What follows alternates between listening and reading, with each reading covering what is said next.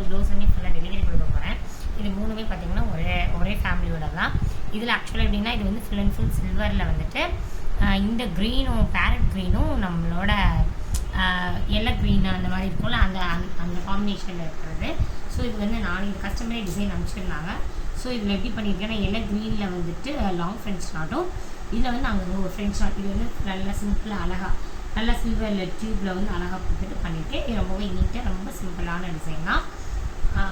அப்புறம் வந்து இங்கே பார்த்தீங்க அப்படின்னா சாரியோட கலர் வந்து ஃபுல் அண்ட் ஃபுல் வந்துட்டு ஸோ இந்த கலர் நம்மளோட க்ரீனும் இல்லாமல் இது ஒரு கிராம் இந்த கலர் இருக்கும்.